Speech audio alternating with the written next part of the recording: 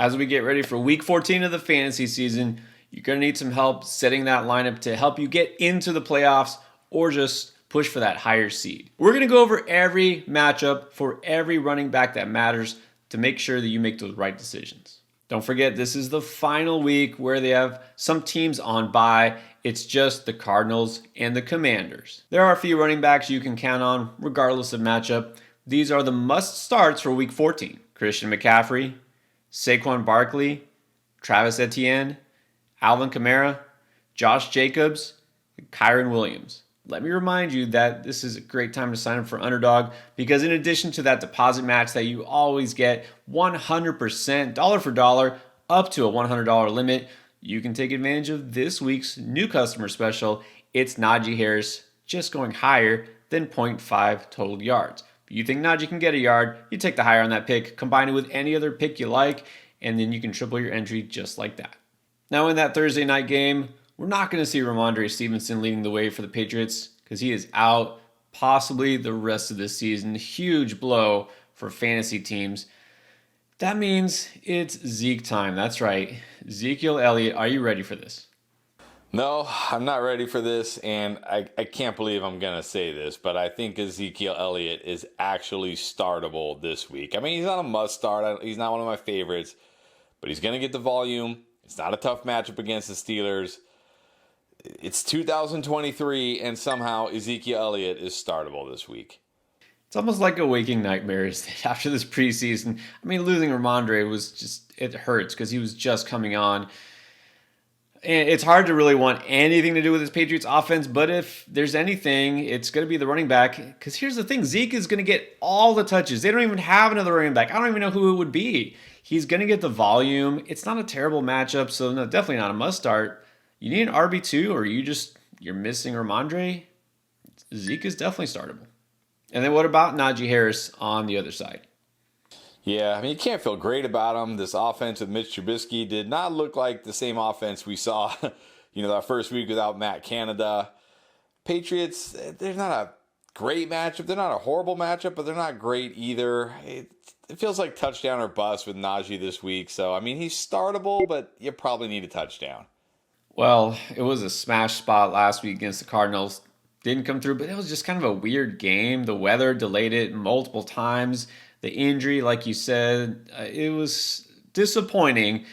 But also, this isn't a great spot. I mean, look how many points are even going to be scored in this game. I think Najee is kind of only start if you need somebody. And then the disappointment extended to Jaylen Warren. Also did not smash. Did Jaylen Warren do any better this week? I mean, he could probably do better, but again, I can only put him in that start him if you need him category. You can't feel great about this offense or this matchup, so start him if you need him. Right, because as bad as the Patriots have been, that's really just been their offense. The defense has played pretty well, so Warren is just a flex option. Tampa Bay is going to take on Atlanta this week.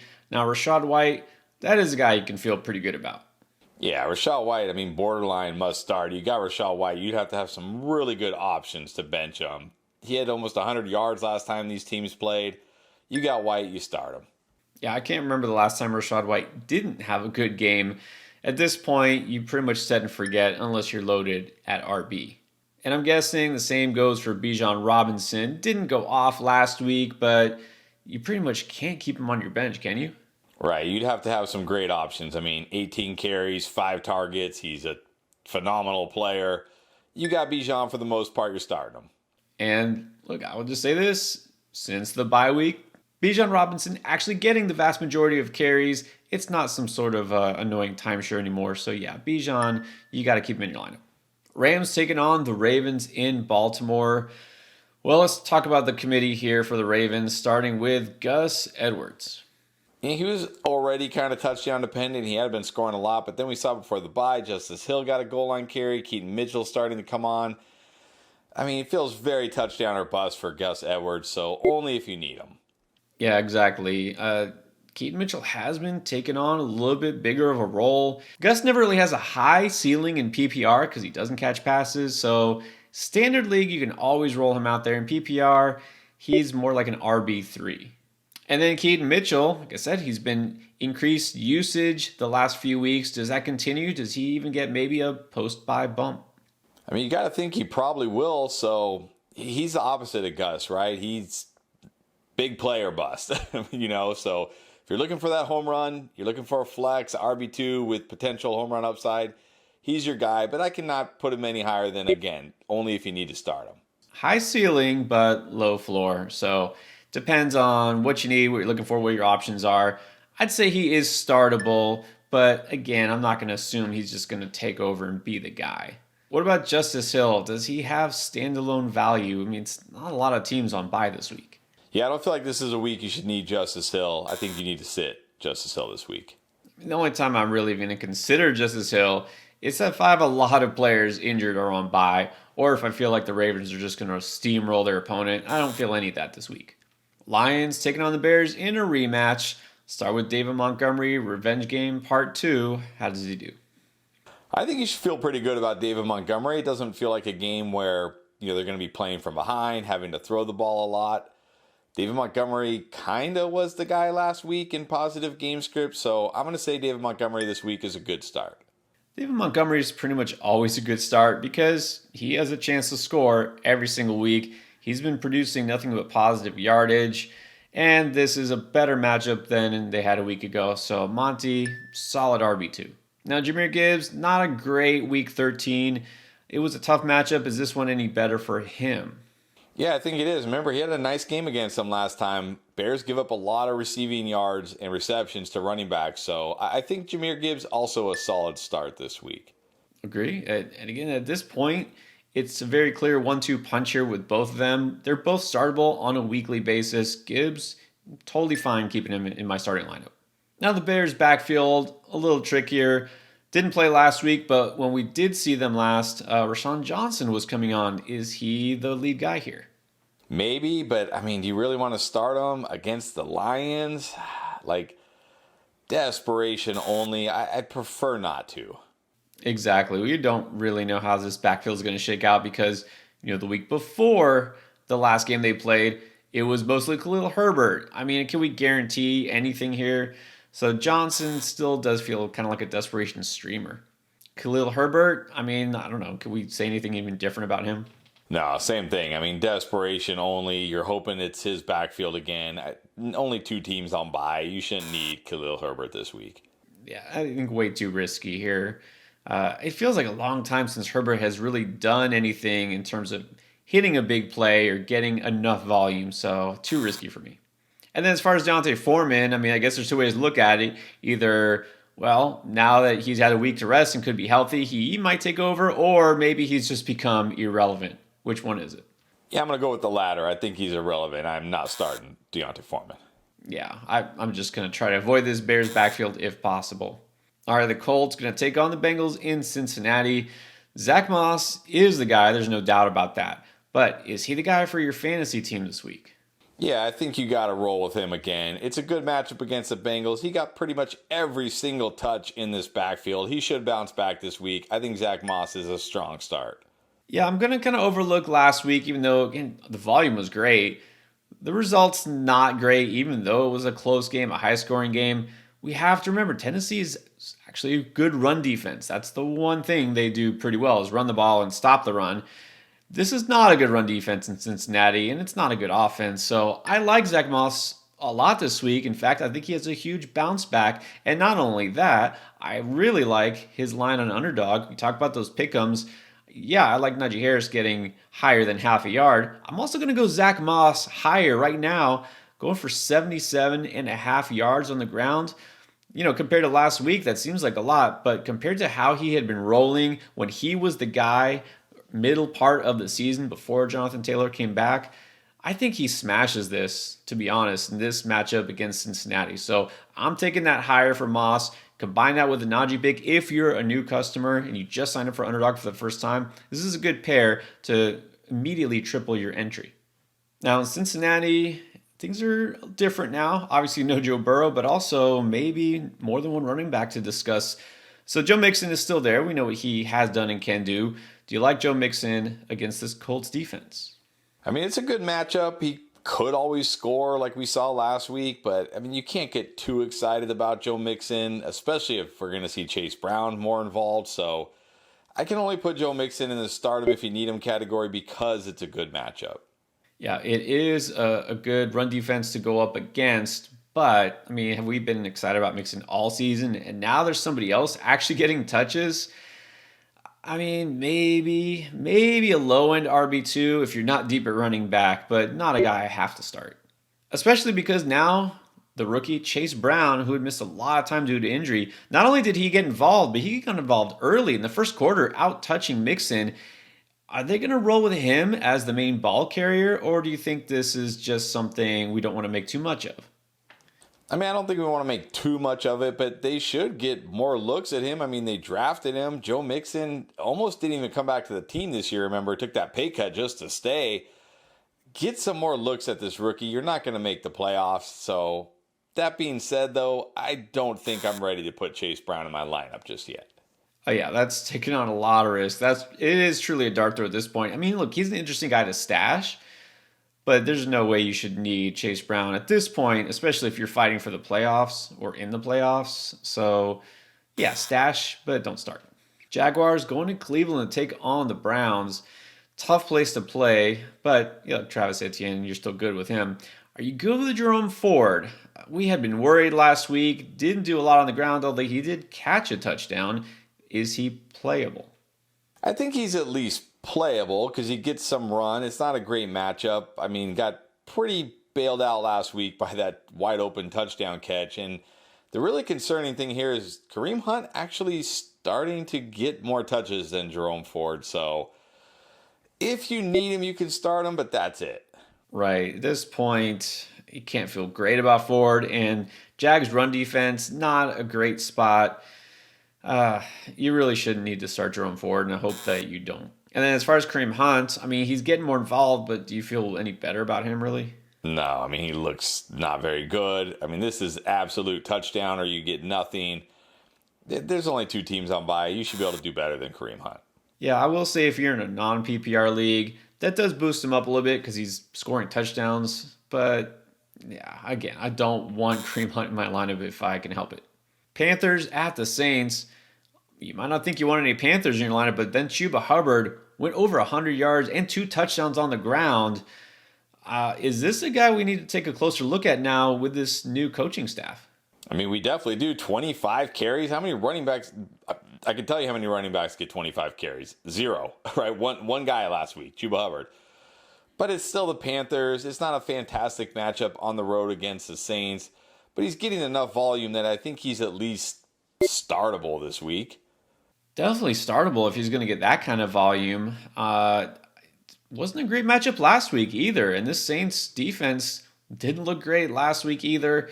I would say Chuba is still just kind of a low-end RB2. I don't expect him to go for 100 yards or anything, but man, I really like the fact he's getting so many touches. Again, how many running backs are getting that opportunity? Miles Sanders is not, because he's being faded here. Is he even a consideration? No, he cannot be in fantasy lineups this week. No, there's no way. I mean, I don't think there's any reason that they should even give him more run the rest of the season. Texans taking on the Jets. This is another interesting backfield in Houston. Is Dameon Pierce taking over the starting role again, and does that make him viable? I think he has, as far as making him viable. I mean, I guess any running back that's going to get 15-plus carries is viable, but this is the Jets. Not a good spot. Not a good running team, the Texans. I mean, he scored last week, but what else did he get you? Didn't even catch a pass. If you need him, you can start him, but I mean, desperation only. Yeah, and you made a good point on the live stream that if you look at the number of touches he got, that's encouraging, the touchdown, but his rushing average is the same as it has been all year. He's barely even getting 3 yards a pop. So it's touchdown or bust. I can't recommend him. And then Devin Singletary, so much for being, really solid and looking great for those couple of weeks.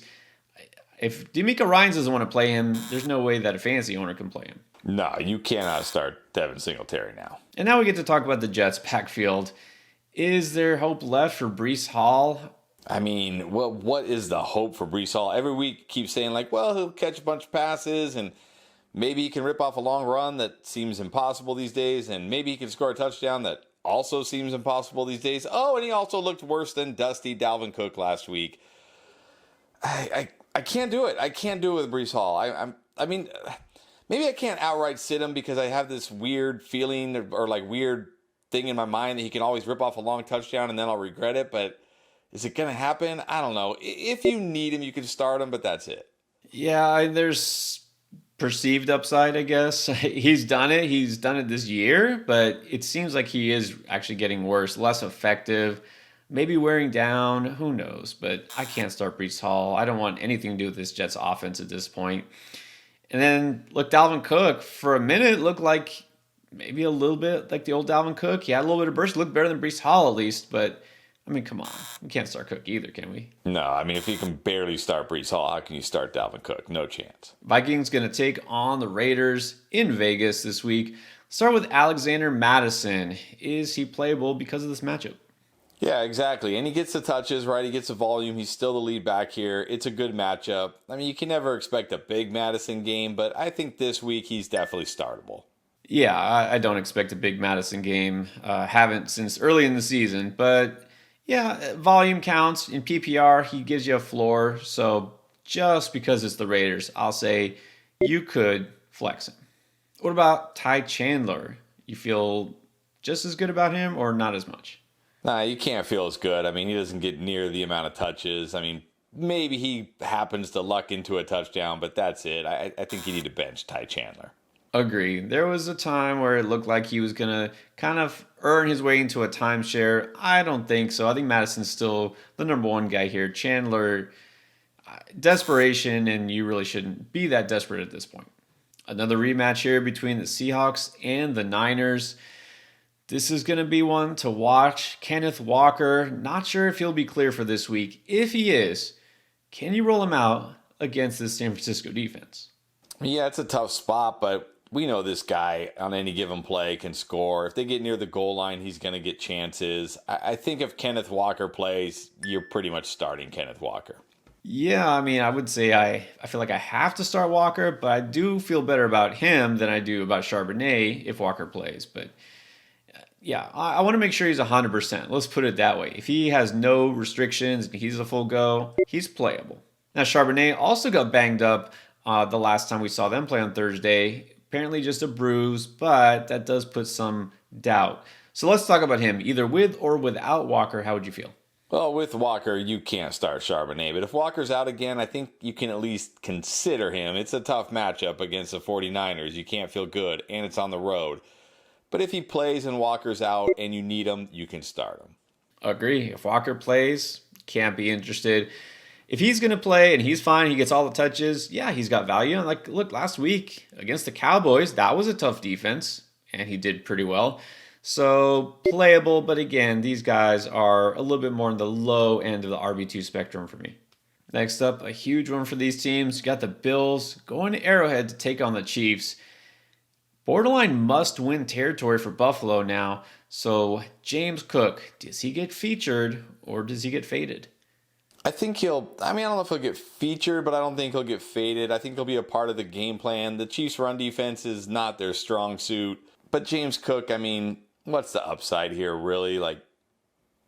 Doesn't get many goal line carries, doesn't get heavily involved in the passing game, but he's an explosive guy. I think he'll get enough touches. So I think this week in this matchup, he's startable.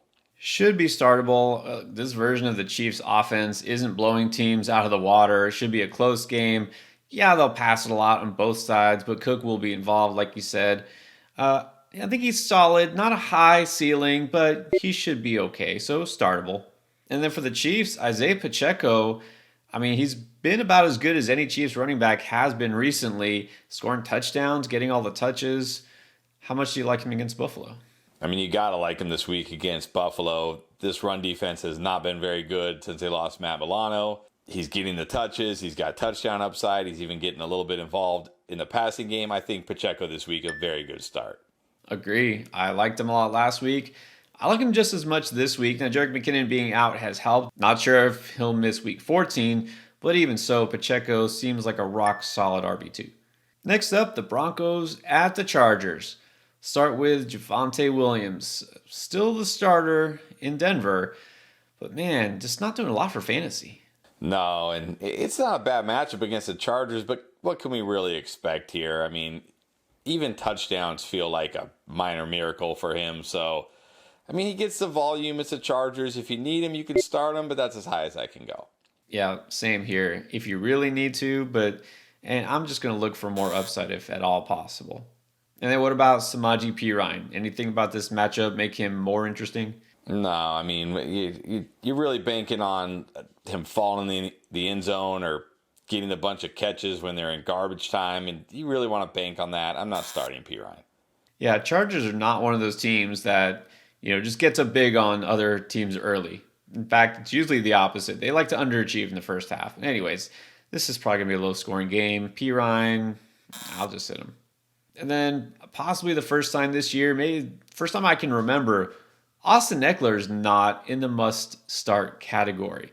We have to question, based on how bad he was last week and how rough it's been the last couple of weeks, is Austin Eckler a guy that you can finally consider benching? I'm not there yet, only because it's the Broncos. Still not very good against the run. They give up a lot to backs, in terms of the passing game. I got to think they're going to try to get him more involved this week. They're in LA. They're at home. I like Austin Eckler probably more than I should this week.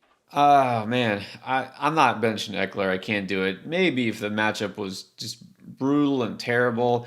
Like last week, again, this is a really slow-paced game, a pretty good New England defense. Offense just didn't even challenge them. I'm playing Eckler. Pretty much no question to ask this week. But yeah, if it doesn't happen this week, then it's just full-blown panic. And another exciting rematch because the Eagles taking on the Cowboys should be a fun game to watch. Now, it wasn't fun for DeAndre Swift owners last week, and some people are concerned about him. Are you? Not really. I mean, we said that wasn't a good spot for Swift. We didn't expect a big Swift game. I expect it to be better for him this week. I think it'll be closer. I don't think the Cowboys will be blowing the Eagles out like we saw with the 49ers. I think the Eagles will be able to put points on the board. So I still think Swift is a good start this week. Not a great spot again, and he didn't have a big game last time these two met, but there's not many running backs with the upside that DeAndre Swift has. I'm probably starting him on most occasions unless I have significantly better options. And on the other side, Tony Pollard. Look, he hasn't worked his way back to must-start territory, but you got to feel pretty good about him. Maybe I'm the one who doesn't. I feel okay about him. This is not a good spot against this Eagles run defense. Still very good against the run. Cowboys are a pass-happy team. He's scoring, which is nice, and maybe he'll score again, but I don't feel a big Tony Pollard week this week, but I think he's still a good start this week. Yeah, at the very least, I think he's a solid start. I don't expect a huge game against the Eagles. This defense has been pretty bad lately. So, yeah, Pollard, again, there aren't too many running backs I'm going to put ahead of him this week. I think he's at the very least high-end RB2. And then this week, we're going to have not one but two Monday night games, the first of which is the Tennessee Titans at the Miami Dolphins. There was some concern about Derrick Henry, went out with an apparent head injury. We're hearing that he's clear from the concussion protocol or just not in the protocol. So I guess Henry's playing. Is he a must start? I don't know about must start. I know he's been good the last 2 weeks. Those were fantastic matchups. Those were at home. This is on the road. The Titans have been significantly worse on the road. Also, Miami, not, the best run defense, but they're also not terrible like Carolina and Indy. But I think for the most part, Derrick Henry is still a good start this week. Right. It's exactly true. The Tennessee Titans, for some reason, just cannot win on the road this year, and those are smash spots for Henry. You always like to have him in your lineup because of his upside and his touchdown potential, but I don't expect a big game this week. Now, if Henry somehow does miss, or if you're just feeling lucky, can you roll out Tyjae Spears? I mean, if Henry misses, Tyjae Spears definitely a good start this week. But it sounds like Henry's going to play, which means you probably can't start Tyjae Spears. Right. It would only be if Henry's completely ruled out. Other than that, we've seen Spears doesn't have standalone value when Henry plays. Now, how good do we feel about Raheem Mostert, who had a solid but not spectacular game against the Washington defense? Yeah, but, I mean, he didn't even play in the second half. They were just blowing him out, and they're like, we don't even need you. Just go ahead and sit. He only played like a half of football. But this is a tough matchup. Can't feel as good about him this week, but he could always score. So I think Raheem Mostert is still startable. Yeah, I'm going to put him kind of there with Derrick Henry, maybe a little bit lower because now Mostert is splitting time with another guy again. So Mostert always has touchdown potential, so a solid start. And then there's Devon Achane. Welcome back. We missed you. I'm not sitting him ever again. I learned my lesson. I mean, yeah, you probably have to play him, but look, it's easy to look at that game and say like, oh, see, you should have played him. He did almost all of his damage on the final drive in garbage time, and he also got a touchdown with 2 minutes to go on 4th down. Like, why are you even running? Why are you not just kicking a field goal and ending the game? But anyways, we know the upside of this guy. We know how talented he is. You pretty much have to start him. And then the week ends with the Packers taking on the Giants. So Aaron Jones has yet to play the last couple of weeks. What if this is the week he comes back and does play?